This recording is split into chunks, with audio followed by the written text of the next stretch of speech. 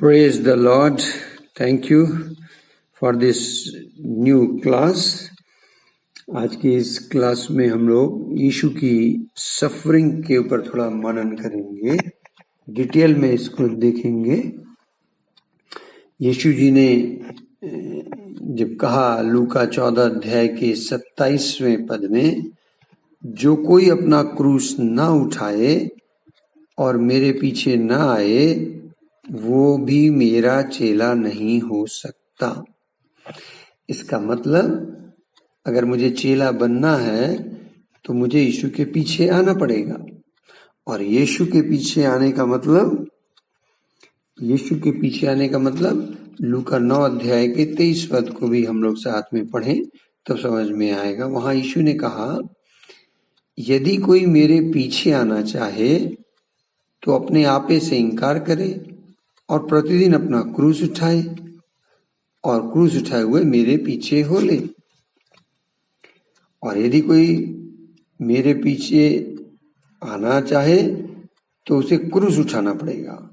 जो कोई अपना क्रूस नहीं उठाएगा और मेरे पीछे ना आए वो मेरा चेला नहीं हो सकता। तो चेला बनने के लिए क्रूस उठाना और यीशु के पीछे चलना जरूरी है। तो क्रूस से मतलब क्या था, मैंने बताया था इससे पहले वाले क्लास में।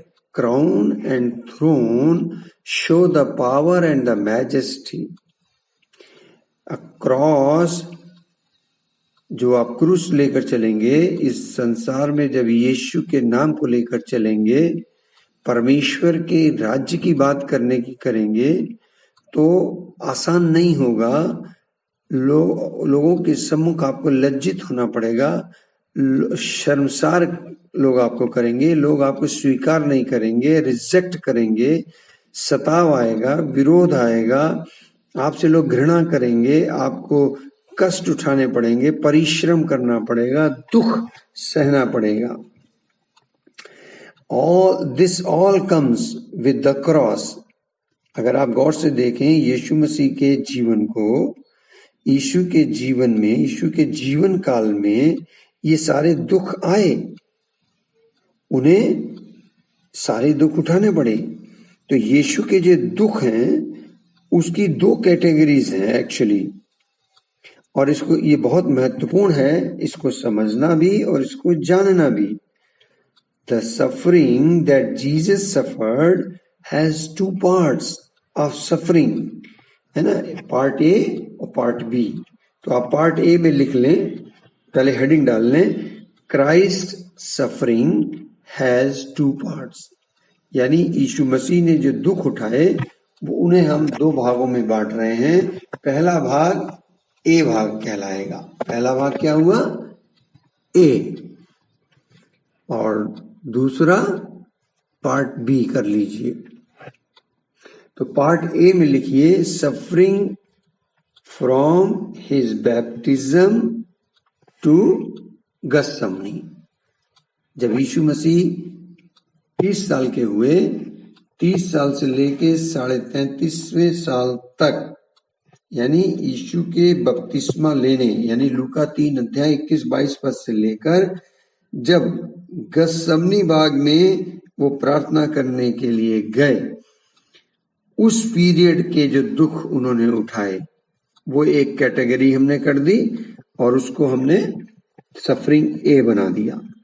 दूसरे प्रकार की सफरिंग गत्सेमनी बाग से लेकर गुलगुता की पहाड़ी, जहां पर यीशु मसीह को क्रूस पर चढ़ना पड़ा, उस पीरियड में जो दुख उठाए वहां से वहां तक, ये कैटेगरी बी बन गई। ए कैटेगरी में, फिर से समझ लीजिए, ए कैटेगरी में मैंने उन दुखों को रखा है जो यीशु मसीह ने इस धरती पर सेवा काल के दौरान सहा। अर्थात यूहन्ना से बपतिस्मा लेने के लिए जल में जब उतरे, वहां से लेकर गत्सेमनी बाग में पकड़वाए जाने से पहले तक जो दुख उन्होंने सहे। और दूसरे प्रकार के दुख मैंने कहे जो उन्हें गत्सेमनी बाग में जब पकड़ लिया गया और वहां से लेकर गुलगुता की पहाड़ी अर्थात क्रूस पर जब बलि देने के लिए चढ़ाया गया तब तक जो दुख सहे, ये दो प्रकार के दुख हो गए। बगैर दुखों का सामना किए, बगैर कष्ट उठाए, बगैर सफर किए मिशन पूरा नहीं किया जा सकता। मुझे और आपको जब मैं यीशु मसीह के पीछे चलने का संकल्प लेता हूं, जब मैं यीशु के क्रूस को उठाने की बात करता हूं, तो मुझे भी इन दुखों से होकर गुजरना पड़ेगा। यीशु ने इन सब दुखों को सहते हुए इस धरती पर जीवन निर्वाह किया, इस धरती पर रहते हुए अपनी सेवकाई की, इस धरती पर रहते हुए उस मिशन को पूरा किया जिस मिशन को पूरा करने के लिए आए थे। इसी सारे दुखों को सहते हुए, इन दुखों में रहते हुए, इस पीड़ा को बर्दाश्त करते हुए उन्होंने दुष्ट आत्माएं निकाली, बीमारों को चंगा किया, कोढ़ियों को शुद्ध किया, हजारों हजार की भीड़ को उन्होंने चमत्कारिक रीति से भोजन कराया, लोगों को तृप्त किया, लाजर जैसे मुर्दे को जो 4 दिन से कब्र में था जिंदा किया, पानी पर चलकर दिखा दिया। ये सारी सेवकाई के दौरान जो उन्होंने कष्ट सहे, जो विरोध सहा, जो निंदा सही, जो कठिनाई से गुजरे, ये सारी चीजें हमने पार्ट ए में रखी। So part A is the suffering of Christ suffered to show his followers that as they are following him and preaching God's word, preaching the living God's kingdom and living the kingdom of life, they will suffer in a similar way.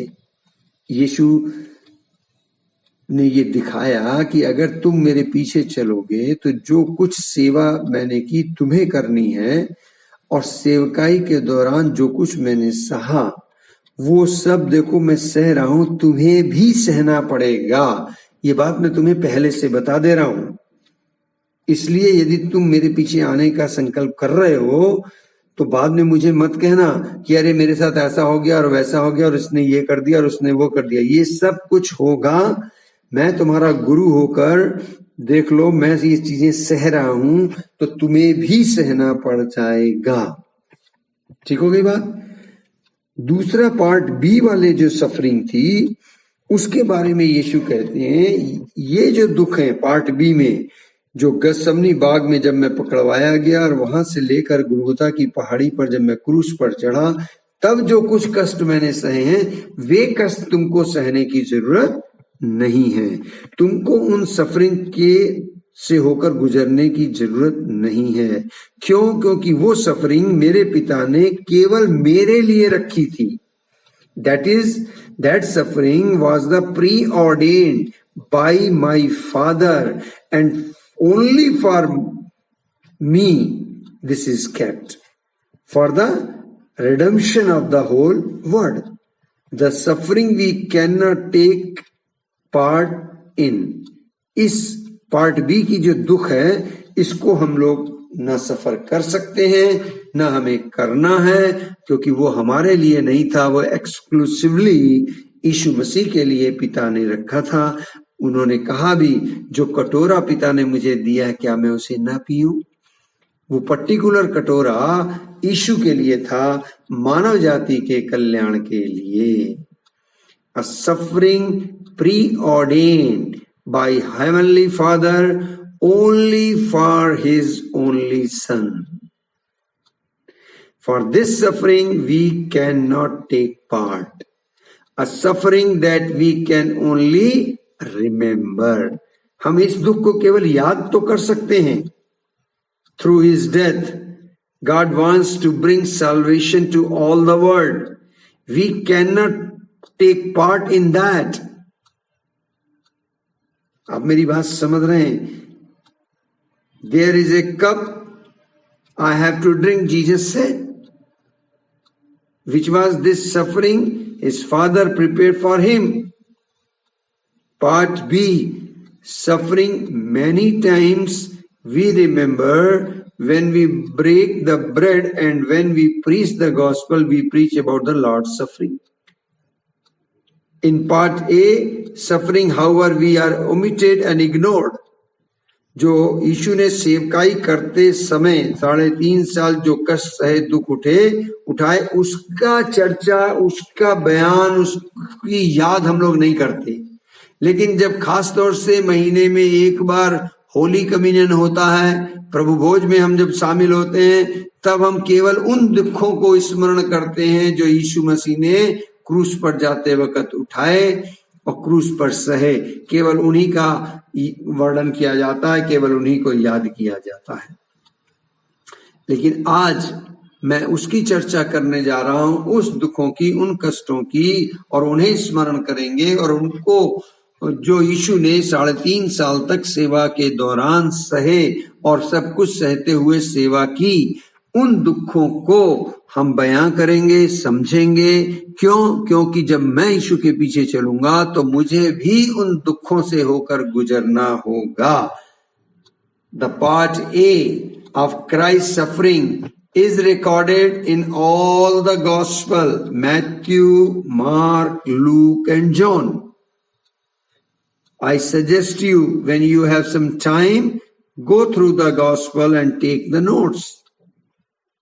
लेकिन मैं जो यहाँ पर आपको बताऊंगा, केवल लूका और John की पुस्तक से मैं बताने की कोशिश करूंगा कि यीशु ने धरती पर रहते हुए सेवकाई के दौरान क्या क्या कष्ट सहे। With a great expectation, Jesus came to his own Jewish people, but they never received him, and there is a pain in his heart. आप देखिए, एक कितनी इच्छा रखते हुए, कितनी उम्मीदों के साथ परमेश्वर वचन के रूप में, बाइबल कहती है, अपने लोगों में अपने घर पर आया और उसके अपनों ने उसे स्वीकार नहीं किया। इमेजिन कीजिए कितना दिल में दर्द हुआ होगा, कितनी तकलीफ हुई होगी यीशु को। यीशु अपने ही लोगों में, अपने ही घर वचन के रूप में आता है और अपने ही घर के लोग उसे नहीं पहचानते, नहीं ग्रहण करते, और ऐसे एक अनुभव के बीच में वो सेवा स्टार्ट करता है। Can you imagine? कल्पना कीजिए, मैं आपके यहाँ आऊं, आपके क्षेत्र में, और आप मुझे पहचाने नहीं, मुझे स्वीकार न करें, ग्रहण न करें, अपने घर में ना उतारें, उसके बावजूद मैं वहां उस एरिया में सेवा कर रहा हूं। बाइबल कहती है, यूहन्ना 1 अध्याय के 11 पद में, वो अपने घर आया और उसके अपनों ने उसे ग्रहण नहीं किया। बाद में दूसरों ने ग्रहण किया। तो बाइबल कहती है, जितनों ने उसे ग्रहण किया उतनों को उसने परमेश्वर की संतान होने का हक दिया। मैं आपको यहां दिखाना ये चाह रहा हूं, यूहन्ना 1:11 के अनुसार, see the heart of Jesus, जिनके लिए वो आ रहा है, अपने ही घर में आ रहा है और अपने घर के लोग उसे पहचान नहीं रहे, ग्रहण नहीं कर रहे। क्या आप कभी इस दौर से गुजरे? लूका 4 अध्याय उसके 28 से 30 पद में वहां इस प्रकार से लिखा है कि ये बातें सुनते ही जितने आराधनालय में थे सब क्रोध से भर गए, उठकर उसे नगर से बाहर निकाला। जिस पहाड़ पर उनका नगर बसा हुआ था उसकी चोटी पर ले गए और उसे वहां से नीचे गिरा दें। इसलिए ले गए कि उसे वहां से धक्का दें और नीचे गिरा दें। बाइबल कहती है, परंतु वह उनके बीच से निकल कर चला गया। कल्पना कीजिए, यीशु मसीह जंगल से बाहर निकले हैं, आत्मा की उपस्थिति और सामर्थ्य से भरे हुए, और उन्होंने आराधनालय में जाकर डिक्लेयर किया है कि प्रभु की आत्मा मुझ पर है, और उन्होंने पूरा मिशन डिक्लेयर कर दिया। और बाइबल कह रही है उनके मुख से अनुग्रह की बातें निकल रही हैं और वो लोगों को उपदेश देते हैं, और फिर अचानक लोग उनके उपदेशों से गुस्सा खाने लगते हैं और इतने क्रोधित हो जाते हैं कि उठकर उसे नगर से बाहर निकाल देते हैं। क्या आपके साथ कभी ये घटना घटी? आप खड़े हो प्रीच करने को और लोग आपका हाथ पकड़ के स्टेज से नीचे उतार दें, आपके दिल पे क्या गुजरेगी? इतना ही नहीं, वो चोटी पर ले गए और वहां से ले जाके धक्का दे दे ताकि नीचे गिर जाए, लेकिन बाइबल कहती है कि वो वहां से उनके बीच से निकल कर चला गया। इतनी ज्यादा इंसल्ट, लोगों ने उसे आराधनालय से बाहर निकाल दिया हाथ पकड़ के, और ये सारी घटना उसके होम टाउन में हो रही है। पहले तो सब कुछ अच्छे से सुन रहे हैं, स्वीकार कर रहे हैं, फिर अचानक से ऐसा करने लगते हैं उसके साथ बिहेव। ऐसी निंदा, ऐसी शर्मनाक बात सहते हुए प्रभु यीशु मसीह सेवकाई को रोकते नहीं हैं, कंटिन्यू रखते हैं। बाइबल कहती है उन्होंने सेवकाई कंटिन्यू रखी, कंटिन्यू रखी। इतना ही नहीं, बाइबल कहती है यूहन्ना 6 अध्याय के 41 पद में, Jews began to grumble about him because he said, I am the bread and that came down from heaven. यूहन्ना 6 अध्याय उसके 41 पद में यीशु ने एक राज की बात खोली। यीशु ने कहा कि जो रोटी स्वर्ग से उतरी है वो मैं हूं, जीवन की रोटी मैं हूं। जब उन्होंने इस प्रकार से बातें की कि जो रोटी स्वर्ग से उतरी है वो मैं हूं, जो रोटी स्वर्ग से उतरती है वो जगत को जीवन देती है, तब बाइबल कहती है यहूदी उस पर कुड़कुड़ाने लगे, क्योंकि उसने कहा था जो रोटी स्वर्ग से उतरी वो मैं हूं, I am the bread of life. इस बात से वो इतने क्रोधित हो गए। आप देखिए, प्रभु यीशु मसीह उस सच्चाई से लोगों को अवगत कराना चाहते हैं, I am the bread which came down. लोग उन पर क्रोधित हो रहे हैं, कुड़कुड़ाने लग गए। इतना ही नहीं, जब यीशु मसीह ने इसी 6 अध्याय के 61 पद में कहा, यीशु ने अपने मन में यह जानकर कि मेरे चेले भी आपस में इस बात पे कुड़कुड़ाते हैं, तो उससे पूछा क्या इस बात से तुम्हें ठोकर लगती है? किस बात से? कि जब यीशु ने ये कहा कि जब तक मनुष्य मेरा मांस और मेरा लहू न खा ले उसमें अनंत जीवन नहीं रहेगा। उसके चेलों में से बहुतों ने ये जब सुना कि ये कठोर बात है, इसे कौन सुन सकता है, तो बगैर बताए उसे छोड़ के चल दिए। जो उसके संग रह रहे थे, सेवा में उसके साथ चल रहे थे, those who walked with him, talked with him, ate with him, had good fun together, were now grumbling about his word. जो उसके साथ रहते थे, साथ चलते थे, साथ सेवा कर रहे थे, एक साथ खाना खाते थे, एक जगह रह रहे थे, अब उस पर कुड़कुड़ाने लगे और तो और बगैर बताए उसको छोड़कर चल दिए। बाइबल कह रही है इस पर इसके चेलों में से बहुत से उल्टे फिर गए और उसके बाद उसके साथ न चले। तब यीशु ने कहा क्या तुम भी चले जाना चाहते हो? तब शमौन पतरस उत्तर देकर कहते हैं, प्रभु हम किसके पास जाएं? अनंत जीवन की बातें तो तेरे ही पास हैं। आप देख रहे हैं, शुरू में यहूदी कुड़कुड़ा रहे थे। जब उसने राज की बात खोली, प्रकाशन की बात, सत्य की बात खोली, अनंत जीवन कैसे प्राप्त हो जाएगा, उस बलिदान का प्रकाशन देने लगा, तो उसके जो चेले थे वो भी कुड़कुड़ाने लगे। लेकिन यीशु मसीह के हृदय को देखिए, उसने उनको डांटा नहीं, गुस्सा नहीं किया, उन पे फायर नहीं की, उन पे मुंह नहीं बनाया, उसने उनको आराम से जाने दिया। उन्होंने कहा कोई बात नहीं, let them, okay you go, you want to go, you go. यहां तक कि लोगों के क्रोध को सहते हुए, कुड़कुड़ाहट को सहते हुए, उसके टीम के लोग जो उस पर भरोसा कर रहे थे, उनके साथ रह रहे थे, खा पी रहे थे, जो उनके संग रुके हुए थे, वो भी उसे बगैर बताए छोड़कर चल दिए। आज सेवकाई में ऐसे होता है, मैंने देखा, मेरे साथ कई बार ऐसा हुआ। कल तक जो सब कुछ सीख रहे हैं, कल तक जो गुरु मानते हैं, चंद पैसों के लिए, चंद लालच के लिए उन्होंने बगैर बताए छोड़कर चल दिए। बताना भी उचित नहीं समझा। वो सारे दुख कष्ट रहते हुए यीशु मसीह ने सेवा को कंटिन्यू रखा। तो आपने देखा संसार जो है यीशु को खुशी खुशी स्वीकार नहीं कर रहा, उसकी जो शिक्षाएं हैं उसको खुशी से स्वीकार नहीं कर रहा। They were rejecting, even hating him, and in that hatred he lived.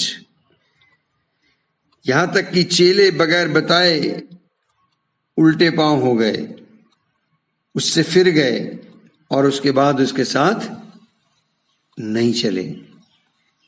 कल्पना कीजिए इस कष्ट को, यीशु के इस सफरिंग को, इस दुख को महसूस कीजिए। यूहन्ना 7 अध्याय के 7 पद में यीशु कहते हैं, संसार तुमसे बैर नहीं कर सकता, परंतु वो मुझसे बैर करता है, क्योंकि मैं उसके विरोध में ये गवाही देता हूं कि उसके काम बुरे हैं।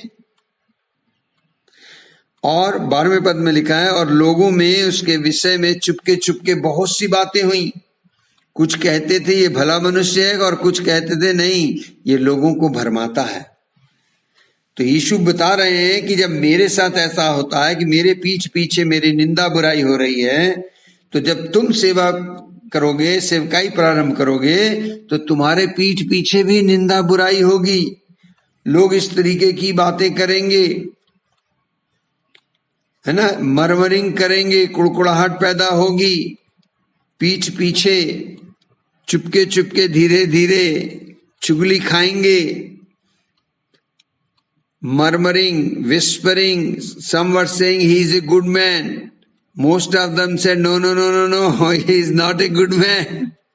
यीशु के लिए कहा जा रहा है। तो यीशु कह रहे हैं जब मेरे लिए ऐसा कहा जा रहा है तो तुम्हारे लिए भी ऐसा कहा जाएगा। समझ रहे हैं मेरी बात को? तो यीशु मसीह के इस दुखों को समझे, यीशु तैयार करना चाह रहे थे अपने चेलों को। जब यीशु के साथ ऐसा हुआ तो सोचिए हमारे साथ क्यों नहीं होगा। If this happened to Jesus, the same thing can happen to us.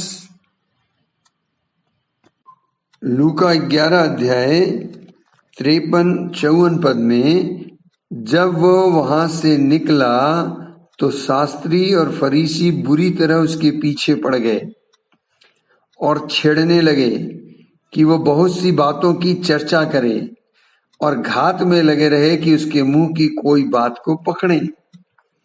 So not everyone who came to hear Jesus speak had good intention.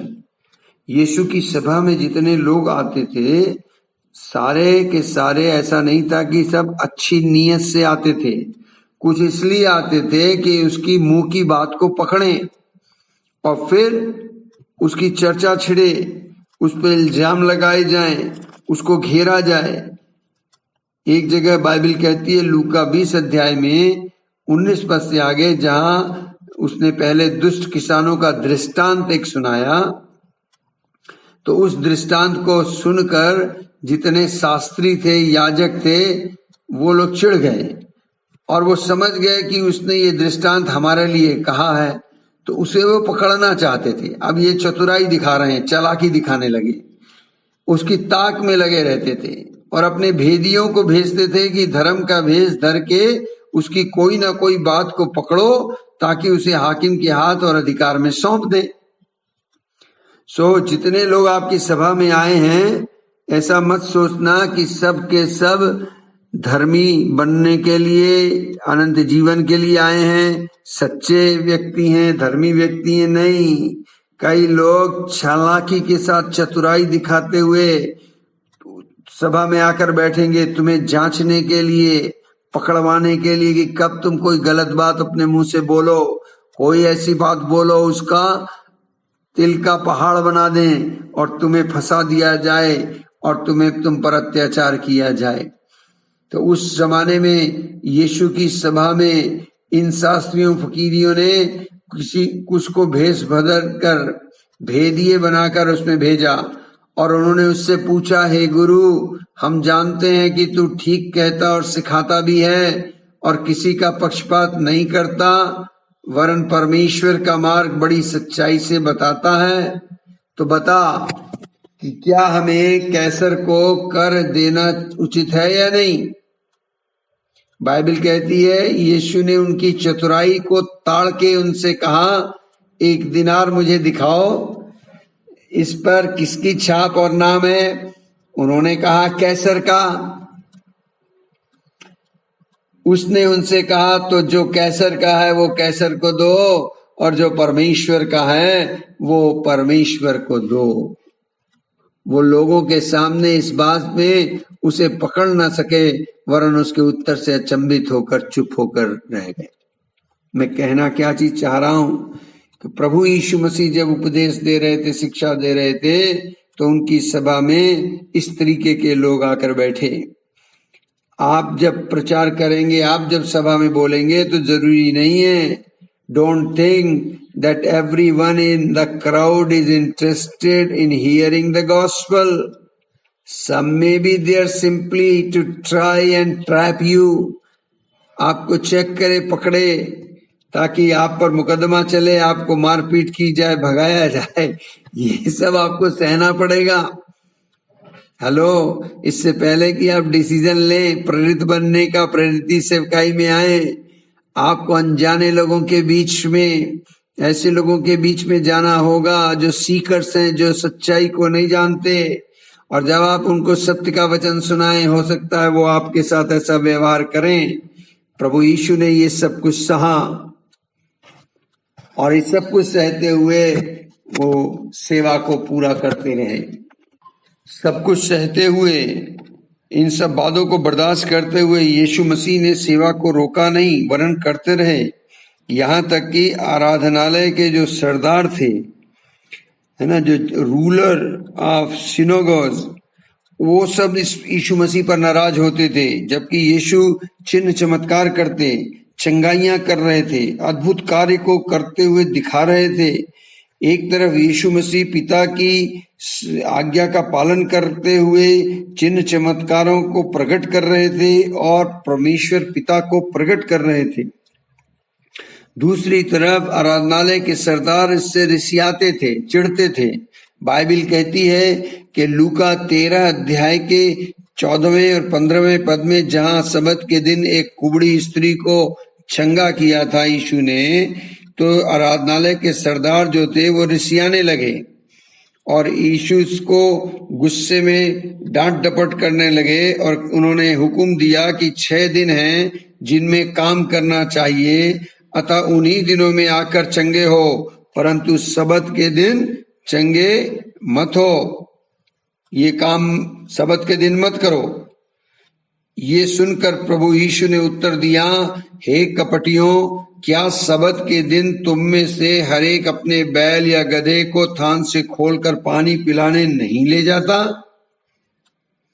या एक जगह बाइबल कहती है यूहन्ना 7 अध्याय में उसके 23वें पद में कि जब सबत के दिन मनुष्य का खतना किया जाता है ताकि मूसा की व्यवस्था की आज्ञा टल न जाए, तो तुम मुझ पर क्यों इसलिए क्रोध करते हो कि मैंने सबत के दिन एक मनुष्य को पूरी रीति से चंगा किया। मुंह देखा न्याय न करो, परंतु ठीक न्याय करो। यीशु ने सबत के दिन हीलिंग की तो धर्म के अगुए चिढ़ गए, नाराज हो गए, क्योंकि वो ट्रेडिशन फॉलो करते थे, रीति रिवाज पर चलते थे। यीशु मसीह रीति रिवाज बंधनों को तोड़कर सत्य को सामने ला रहा है। वो कहता है कि हर दिन का प्रभु परमेश्वर मैं हूं, मनुष्य का पुत्र सबत के लिए है। मेरी आराधना तो हर जगह होनी है, हर दिन प्रभु का है, हर पल प्रभु का है। तो लोगों को सच्चाई बताना चाह रहे थे। लूका 13 अध्याय के 31वें पद में ही हमने हेरोदस की शत्रुता के बारे में जिक्र है कि उसी घड़ी कुछ फरीसियों ने आकर उससे कहा, यहां से निकलकर चला जा, क्योंकि हेरोदस तुझे मार डालना चाहता है। Can you imagine? वहां का राजा कह रहा है कि इस व्यक्ति को मार डालो क्योंकि ये सच को उजागर कर रहा है। तो बड़ी बात नहीं है। जब आप सेवकाई में जाएंगे तो आज की भाषा में कहूं, देश की सरकार, उसके नुमाइंदे, उसके ग्रुप, उसके विंग्स, कई उनकी संस्थाएं जिनके नाम हैं, वो लोग मसीह विरोधी हैं।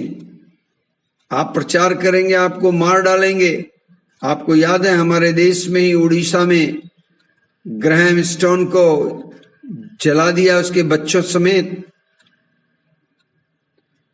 बिल्कुल वही घटना यहां घटी है यीशु मसीह के साथ।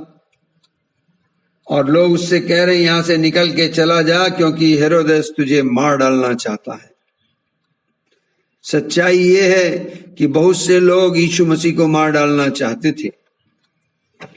यदि आप 19वां अध्याय लूका का पढ़ेंगे, उसके 47वें पद को, वहां पर इस प्रकार से लिखा हुआ है, वह प्रतिदिन मंदिर में उपदेश करता था और प्रधान याजक और शास्त्री और लोगों के प्रमुख उसे नष्ट करने का अवसर ढूंढते थे।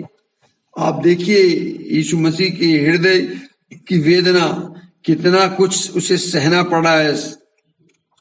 सच्चा जीवता परमेश्वर मनुष्य की देह में इस धरती पर चलते हुए सत्य की सेवकाई जो कर रहा है, उसको किस दौर से गुजरना पड़ रहा है, उसके हृदय पे क्या कुछ नहीं हो रहा। बाइबल कह रही है कि प्रतिदिन जो मंदिर में उपदेश करता था और प्रधान याजक और शास्त्री और लोगों के प्रमुख उसे नष्ट करने का अवसर ढूंढ रहे हैं। बताइए, यीशु मसीह उपदेश कर रहे हैं, प्रतिदिन मंदिर में मेहनत कर रहे हैं, उपदेश दे रहे हैं, प्रवचन कर रहे हैं, और प्रधान याजक शास्त्री क्या कर रहे हैं कि इसको खत्म करो, इसे मिटा दो। चोरों को नहीं मिटा रहे, डाकुओं को नहीं मिटा रहे, व्यभिचारियों को, जुआरियों को नहीं हटा रहे, चोरी करने वालों को पर कोई सजा नहीं है। बिल्कुल आज हमारे देश में भी ऐसा हो रहा है। सारे नियम कानून तोड़े जा रहे हैं, जो गलत काम हो रहे हैं उसको बढ़ावा दिया जा रहा है। अगर आप सही शिक्षा देने को तैयार हैं तो आपको पकड़वा दिया जाएगा। क्या? क्योंकि तुम धर्मांतरण कर रहे हो। सो यीशु मसीह ये सब बर्दाश्त करते हुए, इन दुखों का सामना करते हुए, इन दुखों को सहते हुए, इस पीड़ा को बर्दाश्त करते हुए परमेश्वर के राज्य की घोषणा कर रहे हैं, परमेश्वर के राज्य को स्थापित करने का काम करते चले जा रहे हैं।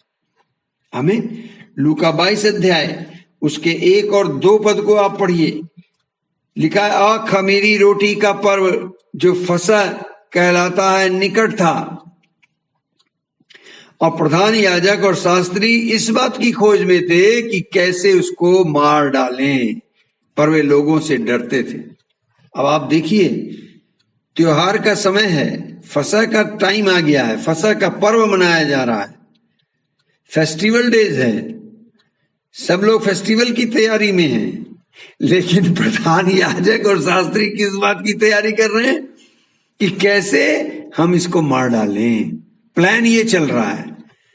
आप तो समाज में सेवकाई करना चाहते हैं, सच्चाई को बताना चाह रहे हैं, प्रभु की शांति और उसके आनंद को रिलीज करना चाह रहे हैं, लोगों को अनंत जीवन का वारिस बनाना चाहते हैं, मसीह जीवन को जीने की सिखाना चाहते हैं, परमेश्वर का जीवन कैसे आप जिए इसको सिखाना चाह रहे हैं। लेकिन विरोधी आपको मार डालने की प्लानिंग कर रहे हैं। वो लोग इस बारे में योजना बना रहे हैं, आप योजना बना रहे हैं कि परमेश्वर का राज्य आए।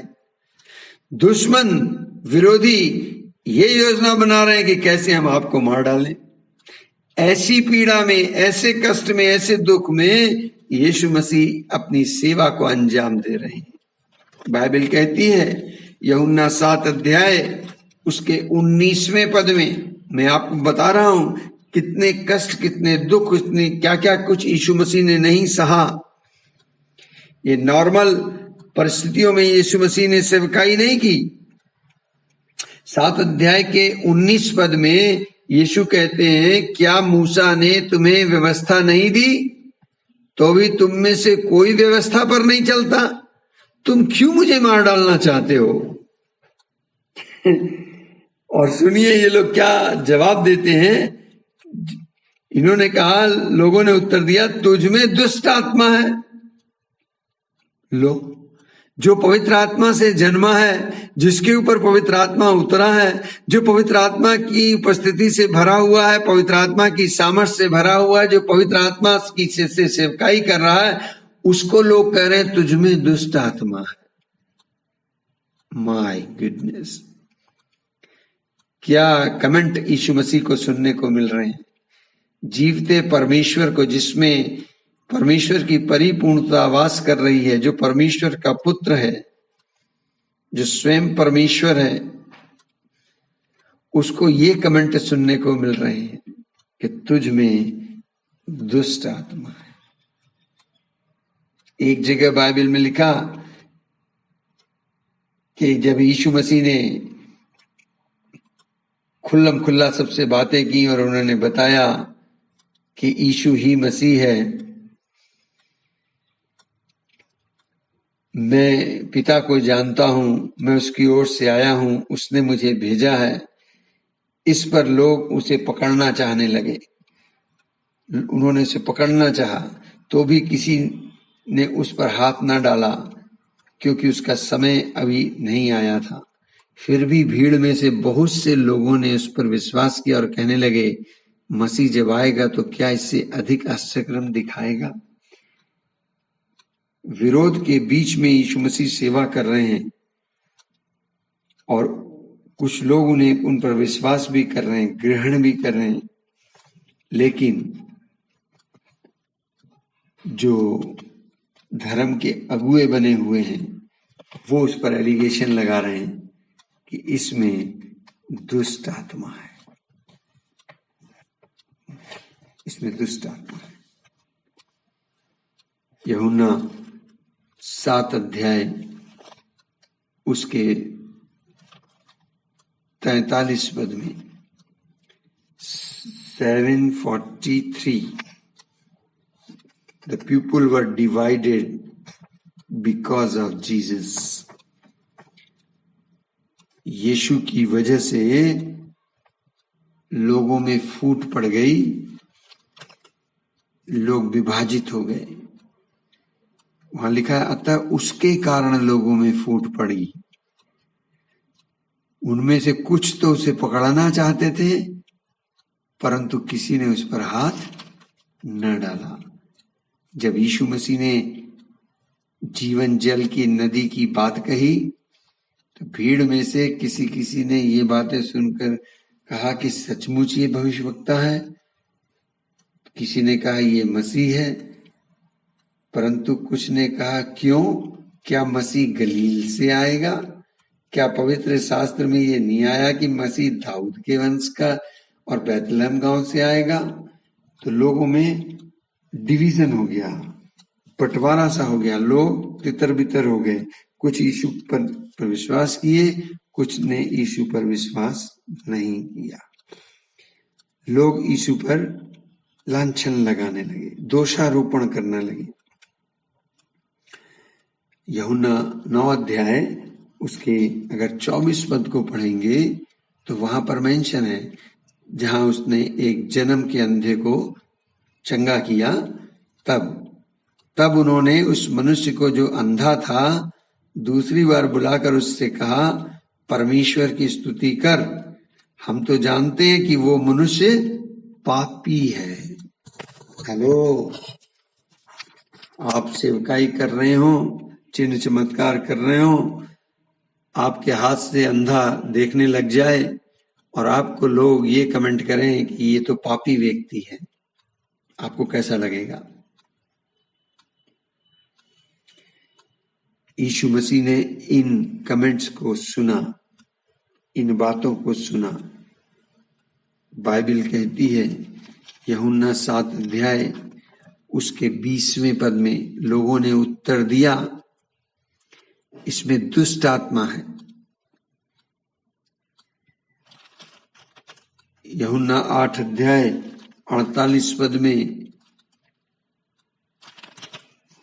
वहां पर लिखा, ये सुन यहूदियों ने उससे कहा, क्या हम ठीक नहीं कहते तू सामरी है और तुझ में दुष्ट आत्मा है? Oh my God!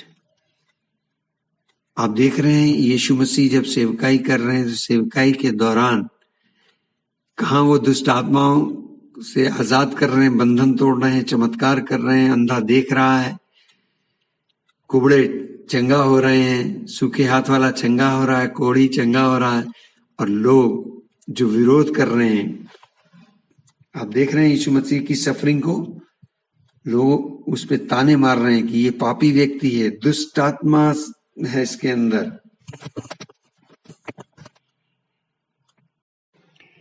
यूहन्ना 10 अध्याय और उसके 20-21 पद में, इस कारण से यहूदियों में फिर फूट पड़ी, उनमें से बहुत से कहने लगे इसमें दुष्ट आत्मा है और वो पागल है, उसकी क्यों सुनते हो?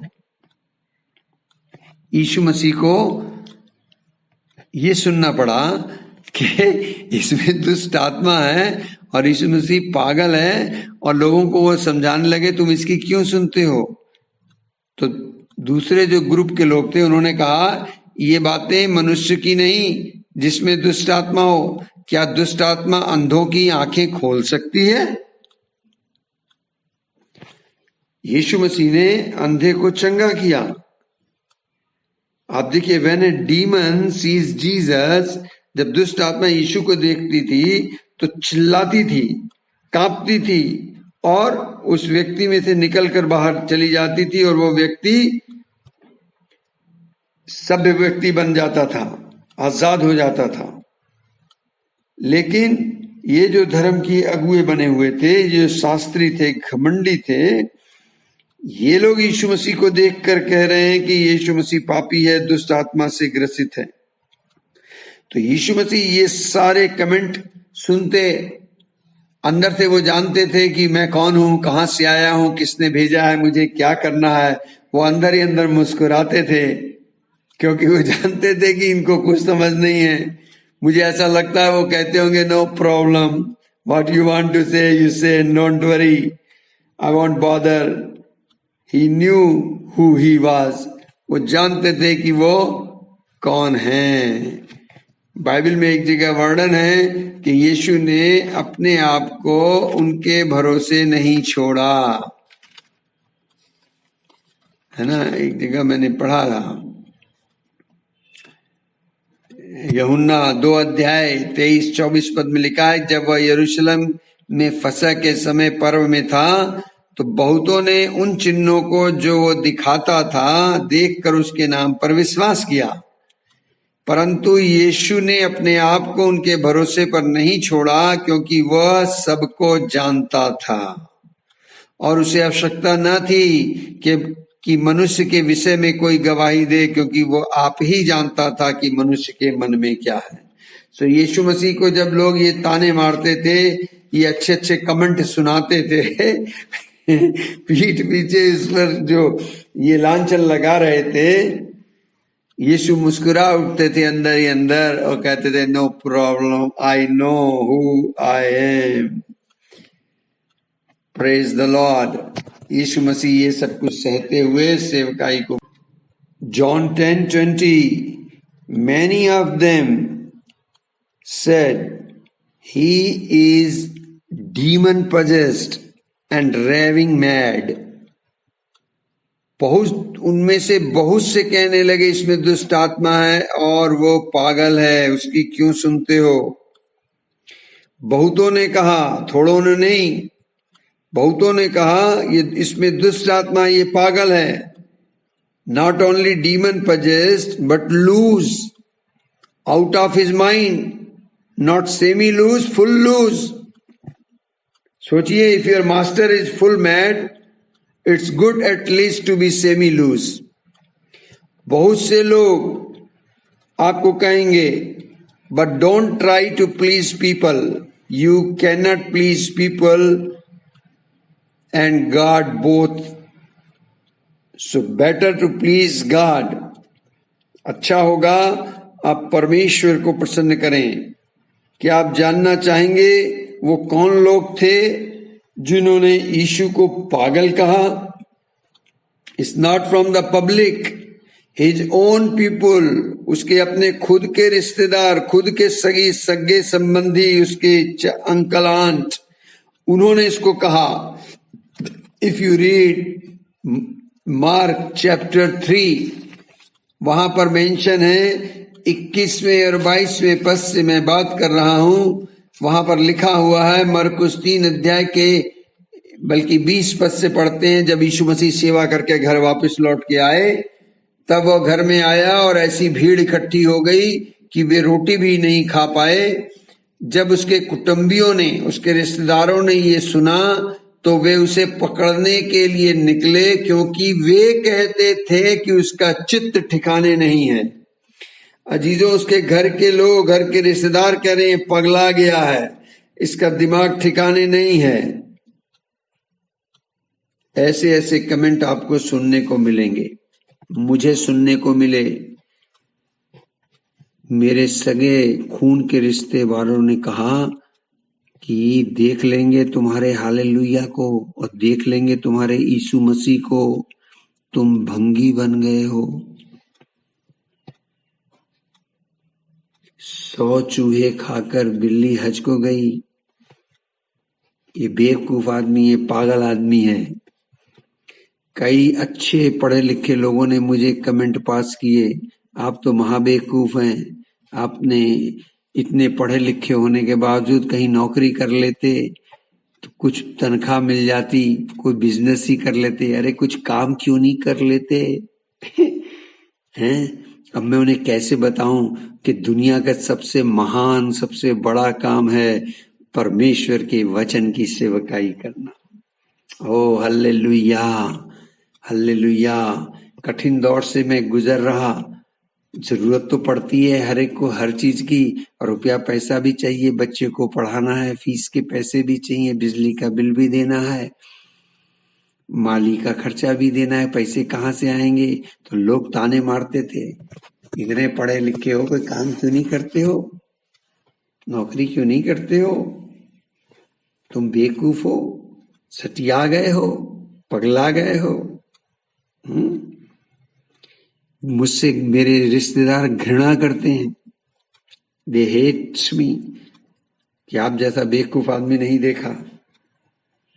लेकिन मैं प्रभु का धन्यवाद करता हूं, पूरे लॉकडाउन में प्रभु ने मुझे उत्तम भोजन खिलाया, उत्तम अपना स्वास्थ्य दिया, उत्तम सेवा करने का अवसर दिया।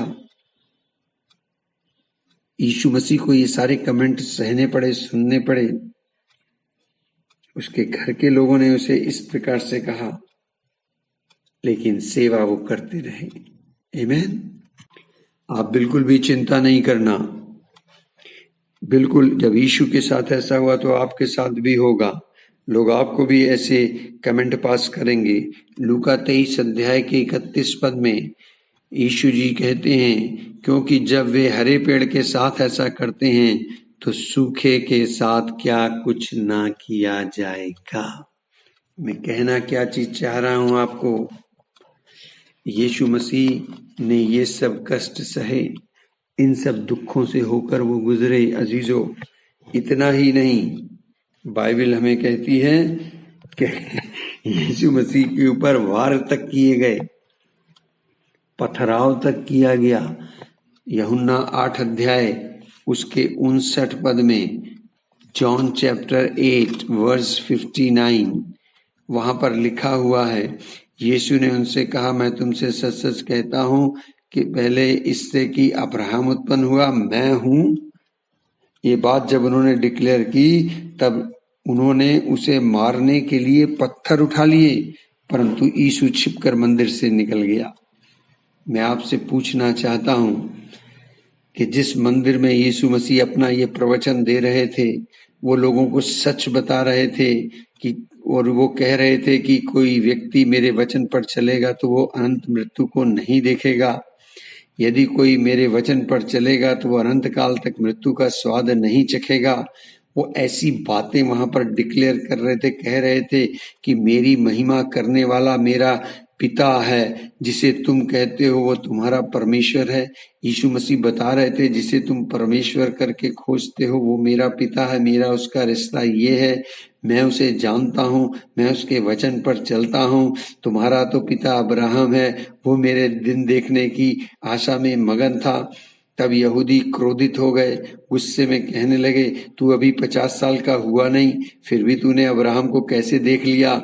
तभी यीशु मसीह ने राज की बात खोली, I am that great I am. इससे पहले कि वो अब्राहम उत्पन्न हुआ मैं हूँ, क्योंकि जीसस जो थे वो पिता की परिपूर्णता को अपने अंदर लिए हुए थे। इस बात को सुनकर लोगों ने पत्थर उठा लिए और उन्हें पत्थर वाह करने लगे। मेरा आपसे सवाल है, क्या उस मंदिर के अंदर पत्थर कहां से आए? This is my question to you. Solomon के द्वारा बनाया हुआ वो मंदिर था और यीशु मसीह वहां पर ये प्रवचन कर रहे थे। लोगों ने पत्थर उठा लिए, पत्थर से मारना चाहते थे। मेरा प्रश्न ये है कि उस मंदिर में जहां फर्श मार्बल का बना हुआ था, पत्थर कहां से आए? No stone were there. I suppose they carried the stone with them in the coat. वो अपने जेबों में, अपने पॉकेट में पत्थर पहले से ही लेकर आए थे। If this happen to Jesus, when we preach, people may throw the things at us. हो सकता है वो पत्थर फेंकें, हो सकता है वो वेस्ट मटेरियल हम पर फेंकें, और कुछ नहीं, हाथ से न फेंकें। कुछ लोग जुबान से पत्थर चलाएं, ये भी हो सकता है कि कई लोग जुबान के पत्थर चलाएंगे, कई हाथ से पत्थर चलाएंगे। These things people will do. आज के युग में भी ऐसा हो सकता है, वो हमारे साथ कर सकते हैं, हमारे साथ होगा। यूहन्ना 10 अध्याय उसके 31 पद में लिखा, यहूदियों ने उस पर पथराव करने को फिर पत्थर उठा लिए। 11 अध्याय उसके 53 पद में लाजर की को जब जगाया, यीशु जब वहां पर आए, पहुंच के रोए, यीशु के विरुद्ध षड्यंत्र रचा गया। बाइबल कहती है उसी दिन से वे उसे मार डालने का षड्यंत्र रचने लगे। हेलो, सुन रहे हैं? यीशु मसीह के कष्टों, यीशु मसीह के दुखों को सहने की लिस्ट देख रहे हैं आप, किस प्रकार ये सब कुछ यीशु मसीह सहते चले गए। बाइबल कहती है जॉन चैप्टर 15 वर्स 18 to 21 में, यदि संसार तुमसे बैर रखता है तो तुम जानते हो कि उसने तुमसे पहले मुझसे बैर रखा है। यदि तुम संसार के होते तो संसार अपनों से प्रेम रखता, परंतु इस कारण कि तुम संसार के नहीं हो, वरन मैंने तुम्हें संसार में से चुन लिया है, इसलिए संसार तुमसे बैर रखता है। जो बात मैंने तुमसे कही थी, दास अपने स्वामी से बड़ा नहीं होता, उसको याद रखना। यदि उन्होंने मुझे सताया तो तुम्हें भी सताएंगे, यदि उन्होंने मेरी बात मानी तो तुम्हारी भी मानेंगे, परंतु ये सब कुछ वे मेरे नाम के कारण तुम्हारे साथ करेंगे, क्योंकि वे मेरे भेजने वाले को नहीं जानते। क्योंकि वो पिता को नहीं जानते थे, इसलिए यीशु को नहीं जान पा रहे थे, इसलिए यीशु को साथ ऐसा व्यवहार कर रहे थे। मैं जब यीशु मसीह के पीछे चलूंगा, चूंकि संसार यीशु को नहीं जानता, उस अद्वैत सच्चे परमेश्वर को नहीं जानता, तो मेरे साथ भी ये सब कुछ घटना घटेगी। इसलिए यीशु मसीह पहले से ही ये सारी बातें खोलकर साफ साफ बता दे रहे हैं कि जैसे, क्योंकि उन्होंने मेरे साथ ऐसा किया तो वे तुम्हारे साथ भी ऐसा करेंगे। दंड की आज्ञा का कारण ये है क्योंकि ज्योति जगत में आई है और मनुष्यों ने अंधकार को ज्योति से अधिक प्रिय जाना, क्योंकि उनके काम बुरे थे। क्योंकि जो कोई बुराई करता है वो ज्योति से बैर रखता है और ज्योति के निकट नहीं आता, ऐसा ना हो कि उसके कामों पर दोष लगा दिया जाए। परंतु जो सत्य पर चलता है वो ज्योति के निकट आता है, ताकि उसके काम प्रकट हो कि वो परमेश्वर की ओर से किए गए हैं। The reason the world hates you is because I have chosen you. Ha ha ha ha. Rejoice, smile, be glad, be happy. Jesus has chosen you. I have chosen you out of the world. That's why people will hate you. You are no longer of the world. तुम अब संसार के नहीं हो, क्योंकि मैंने संसार को जीत लिया और मैंने इस संसार से तुम्हें अलग किया है कि वो सेवा जो मैं कर रहा था तुम भी करो। You are my co-worker.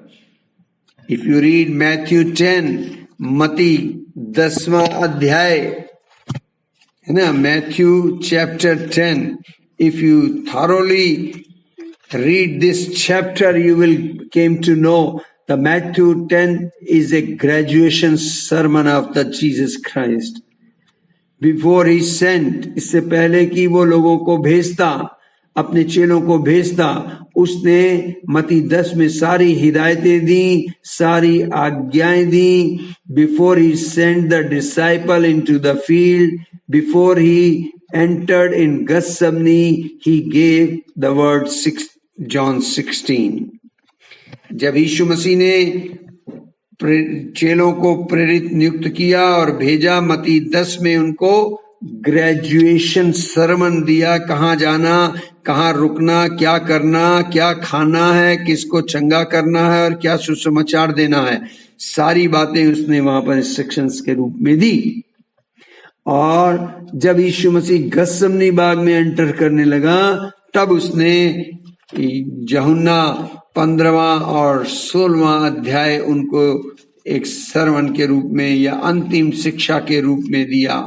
आप देखें, यीशु मसीह जब गethsemane बाग में एंटर करते हैं, वो जॉन चैप्टर 18 है, 17वें अध्याय में केवल वो प्रार्थना करते हैं अपने लिए, चेलों के लिए और चेलों के द्वारा वो जो विश्वासी बनेंगे उनके लिए। 16वें अध्याय में वो बताते हैं कि संसार पर विजय कैसे की जाएगी, दुख सुख में कैसे बदलेगा, पवित्र आत्मा के कार्य क्या होंगे। और चलते चलते यीशु मसीह ने यूहन्ना 15 अध्याय को बोल दिया और सारी अपनी शिक्षा का निचोड़ दे दिया कि यदि तुम मुझ में और मैं तुझ में हूँ, मेरी बातें तुझ में हैं, मेरा वचन तुझ में है, तो जो तुम चाहोगे वो तुम्हारे लिए हो जाएगा। और उन्होंने फिर बता दिया कि संसार ने जैसा बिहेव मुझसे मेरे साथ किया है, संसारिक लोग जैसा बिहेव मेरे साथ करते हैं, वैसा ही संसारिक लोग तुम्हारे साथ भी बिहेव करेंगे, तुम्हारी भी निंदा बुराई करेंगे, विरोध कहेंगे, तुम्हें सारे दुख तकलीफ कष्ट ये सहने पड़ेंगे।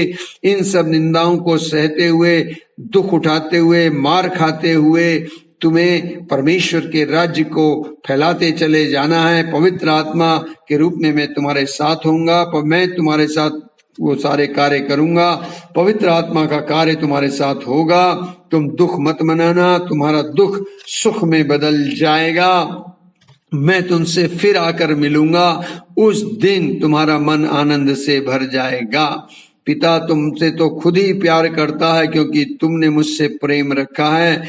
और मैं पिता की ओर से आज इस जगत में आया हूँ, और जगत छोड़कर मैं पिता के पास अब जाता हूँ। और ये सारी बातें उन्होंने कहने के बाद प्रार्थना में चले गए।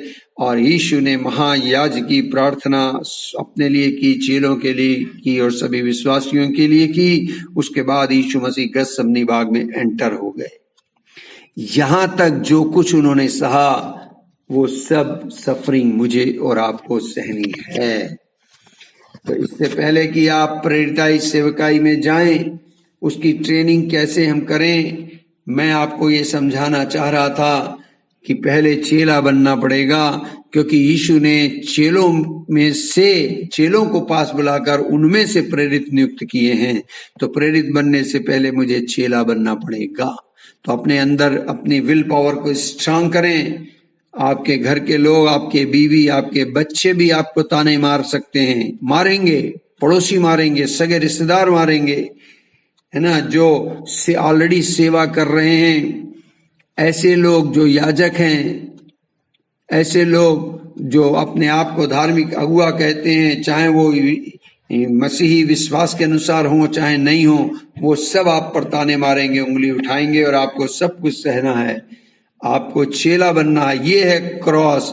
क्रॉस की में जो शेम है, जो सफरिंग है, जो रिजेक्शन है, जो परसिक्यूशन है, जो अलगाव है, वो सब कुछ सहते हुए हमें आगे बढ़ना है। इन दुखों को सहते हुए प्रभु यीशु मसीह ने सारी सेवा को अंजाम दिया और प्रभु चाहते हैं, मैंने ये सब इसलिए किया और तुम्हें बता रहा हूं कि जब तुम ये कार्य प्रारंभ करोगे तो तुम्हारे साथ ये सब कुछ होगा। लेकिन गतसमनी के बाग के आगे और जो कुछ क्रूस में मैंने सहा है उस सब को तुम्हें सहने की जरूरत नहीं है, वो सब कुछ केवल मैं सहूंगा।